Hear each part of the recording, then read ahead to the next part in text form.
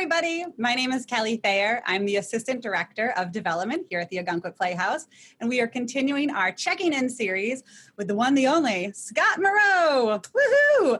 You may have recognized Scott as our Johnny Cash and our back-to-back productions, 2015 and 2016 productions of Million Dollar Quartet.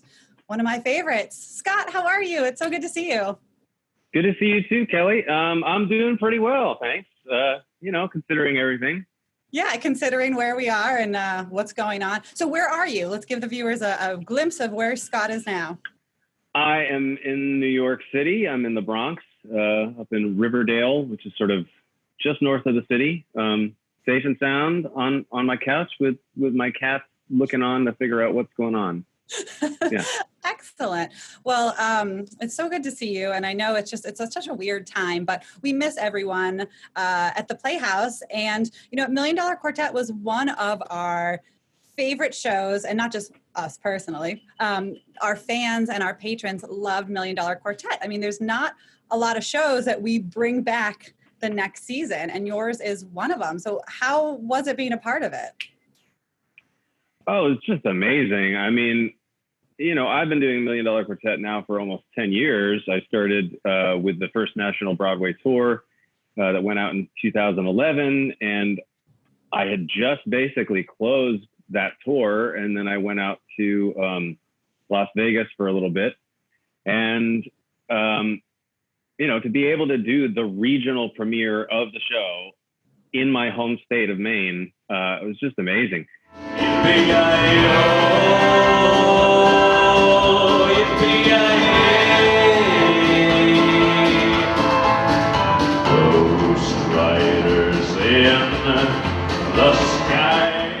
And, to work with Hunter Foster, the director, I mean, he's somebody that I've looked up to for as long as I can remember. And so to stand in a room and audition for Hunter Foster and then be directed by Hunter Foster, it was just amazing. It was just so great to be able to bring the show home. And, this was also my Ogunquit Playhouse debut. I mean, which is crazy, but I had never been on the stage there before. So, it's just so many special things packed into one.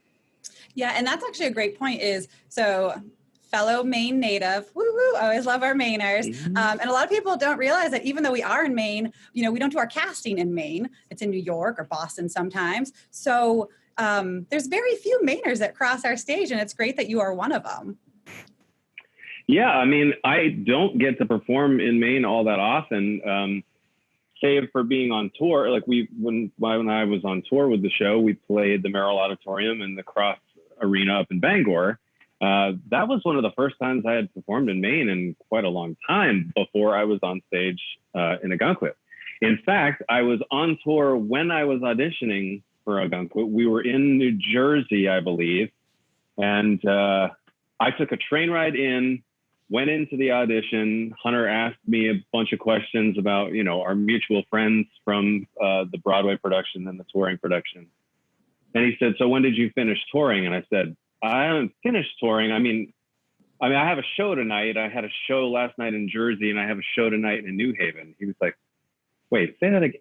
Wait, you came in just to audition?" And I was like, "Well, yes, of course. It's the Ogunquit Playhouse, and it's the regional premiere, and it's directed by you, and I want to be a part of it. So, yes, I'm here." That's awesome. And what do you know? I got the job. I was like, hopefully it was a no-brainer, right? Because you are an amazing Johnny Cash. And I mean, we were hosting at one point, remember we did a talk back on Thursdays. We do that after the show where people can ask questions. And I always loved it because you and the other guys on stage just really embodied the characters that you were. And it totally, you can definitely see that the audience was like, "No, that's not Scott, that's Johnny." And people would be like, "Hi, Johnny, I have a question for you," or "Hi, it's Elvis." And I think that's probably a really great compliment. Also, sometimes could probably be a little crazy being called the opposite name, but I'm sure that's quite the compliment as well. Yeah, occupational hazard, I guess. I take it as a compliment because, again, it's not just a gig for me. I think a popular misconception about actors in general, but perhaps actors on stage and especially actors in musicals, is that you just kind of show up and you learn the music and you know, you learn the steps and you learn the blocking and you get on stage and you do the show. But most people, I mean, really do a lot of in-depth research, even if you're not playing a real person. But, you know, I play a real person on stage sort of more, well, I don't know if more often than not, but especially, you know, at least half the time. And so I try to put in as much research as I possibly can. With Johnny, it's a little bit different in that I've been such a fan for so long that I just am constantly doing research. But, you know, I just played Teddy Roosevelt on stage last fall. And it wasn't like I just kind of walked in and grew a mustache. You know, I did a lot of reading, a lot of research, visiting places like his birthplace in New York, and a lot of different stuff like that. And that's what kind of goes into doing that. So again, I take that as a compliment if somebody calls me JR or Johnny. That's awesome. Well, you actually got onto a point that I was going to talk about is I know you specifically do so much research and you are so knowledgeable about Johnny Cash. And I just find that fascinating that, like you're saying, it's not just a person. It's not just a role, it is a person. And I was wondering, is there a tidbit or something about Johnny Cash that the normal average Joe would not know that you've done all your research that you think we should know? Put you on the spot. Oh, wow. I mean, there are so many different things, I guess. You might have to edit this for time. No. Hey, Neil, some Jeopardy. I don't know. Let's see. I'll think of something. Okay. You can think of this is one I throw out there every once in a while that it's just kind of silly, but he loved to make chili. He was a really big fan of making chili. Really? Yeah. What's that? I thought I wouldn't have thought of him as a chili guy, but this is what I was looking for. This is great. Yeah. He also, I mean, this is another thing is for quite a while, he lived in an apartment with Waylon Jennings.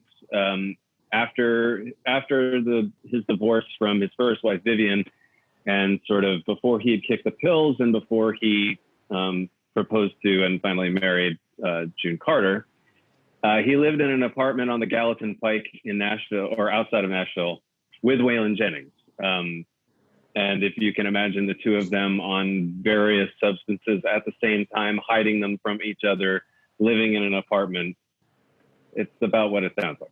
That sounds like it should be a Netflix documentary series that would be very interesting to watch. Thank you. Mm-hmm. See that we all learned something today. That's fantastic. So getting back to your Maine roots, when was the last time you got to visit home? I mean, I know it's hard with COVID and everything, but were you able to come back recently, I saw? Yeah, I was just there in late June, early July. I got a negative test here in the city because my mother's birthday was on June 26th, and the July 4th is always a big holiday for us because a family friend of ours that's his birthday. So we all kind of go out to a family farm out in Whitefield and spend the day out there. So I got a negative test. I took the drive up, which, you know, from the Bronx usually takes about, 6 hours to get home. It took me about 6.5 with multiple stops. So, you know, not a whole lot of traffic. But I did pull off on Route 1 and I took the drive, from New York all the way up. And it was just so weird to stop in the Playhouse parking lot and just see, no cars and everything roped off, I mean, it brought back a lot of fond memories of being there, but it also made me, sad to see that, that no shows were going on. But that's why I'm wearing my, my MDQ Ogunquit Playhouse shirt. I noticed that's my love. Vintage merchandise. Yeah. I have all the merchandise, all of it. Of course, you have to. It's a good collection to have. It's so weird. It's so odd, like you said, to see just the Playhouse kind of wrapped up this year. And as you can imagine, I told you I am working from my basement home right now, and we're all spread out and doing a lot of Zoom. So it is nice to see a fresh face on my Zoom screen today. So this is really great. Can you think of, because you were talking about, all the good times in Ogunquit with the MDQ crew and cast, was there anything that pops out that was one of your most memorable moments that you could share with us? Oh, wow. We had so many. I mean, it's really nice to just be able to stay next door and kind of, hang out and then walk across the parking lot and go to work. I mean, True. That's talk about living the dream. There's so many. I don't even know if it's still in operation. It's where Amore Cafe is now, I believe, because it's right there close to the Playhouse, right? Correct. Yep, it's moved. Right. So near there used to be kind of a little cabana bar. Mm-hmm. And we went there a couple of times, and that was nice to just like be outside in the fall with the fire pit going and just, be in walking distance of our housing and the theater, and to go meet people there after a show. We went to Barnacle Billy's a few times, and that was really good as a cast. I don't know. I just love so many of the businesses down there. We went for Thai food all the time. I know the Thai place isn't there anymore. I love Backyard Coffee. That's what it's, right? Yep. Backyard. Yep. Oh yeah. Backyard's great. And I went there at least once a day, if not twice a day, for coffee, for sandwiches. Everyone there was just so awesome. I don't know. I mean, we did so much. We didn't really do a lot of going out. I mean, I brought some people up to my house, to my parents' house, but for the most part, we just stuck in town and, went to Main Street, and, we did a couple of cabarets at Main Street. So that was really awesome. Well, that sounds like a lot of the other casts, they love coming to Ogunquit because you're able to really get to really become friends with the people you're working with. And also let's be honest, the town, there's not really a better place to be able to be, stuck in the summer or the fall working in Ogunquit, where you have all of those places within walking distance. Exactly. And the town misses you all. Well, we definitely miss the town, let me tell you. Yeah. Are you still in connection or in contact with any of your fellow MDQ at the Playhouse cast members? Did a couple of you go to Vegas together? Do I remember that? Didn't you? I thought. Yes. So I got my timeline slightly skewed. Oh, okay. So basically I finished tour, and then right after that, or shortly thereafter, we did MDQ at Ogunquit the first time. Yes. Then I went to Vegas with Rob Lyons, who was already out there. In fact, Rob Lyons took a little bit of a leave of absence so that he could come do the regional premiere the first time in 2015. So, but I'd known Rob for about 6 years at that point. He's definitely one of my dear friends. He's living in the UK now. He's got 2 little girls. So he's doing really well, but he's across the pond, so I don't get to see him very much. But we keep in contact. James Berry, who took over for him in the 2016 cast, we've been basically best friends for, again, like 5-6 years. So I talk to him all the time. Let's see, who else? Nathan Yates Douglas and Sam Weber, who played Brother Jay bass player, alternating years. Yeah, we still talk every once in a while. David Sonneborn, the drummer, again, he's one of my dearest friends. We were the only 2 people to be on tour for all 4 years. I talk to Bly every once in a while, who played Diane. So I mean, we're all sort of in contact at various times, but we try to stay in touch as much as we can. Oh, that's awesome. What do you have going on now? Is anything coming up? I know it's hard to even ask. I know a lot of people are doing things on Facebook and a lot of things online, but do you have anything in the works? Any creative projects? Again, it is hard. I've done a couple of live streams from basically where I'm sitting right now to raise some money for a bunch of Awesome. Different fundraisers for theaters, for people on the front lines, for nurses and doctors and emergency workers. But I have an actual live performance coming up, not far from Ogunquit. It's going to be in Bath, Maine. It is sponsored by the Chocolate Church Performing Arts Center. You can go and get tickets, I believe, at www.chocolatechurcharts.com. But I'm going to be doing a bunch of Johnny Cash songs that some you maybe have heard and some you probably have not, because I've never done them live, and just talking about sort of what it's been like to play this person for 10 years. Everything's socially distant. You know, they're only allowing 50 people at a time. You know, everyone's going to be wearing masks, no contact. Like, you know, this is just kind of the future, or, you know, it's sort of a trial to see, like, you know, can we do this sort of thing? And so the hope is that, yes, we can, and that, you know, people can at least get some form of entertainment, live entertainment during this time. Oh, that's awesome. Well, that's really exciting. I'll keep my fingers crossed that that goes well and that I can get up to Bath to see you too. That's awesome. Yeah. Just because, you know, we're friends on Facebook and I can see what you're posting. I noticed you've got a new hobby, and I am very interested because I enjoy your post. You want to talk about your Maine craft beer love? Yes.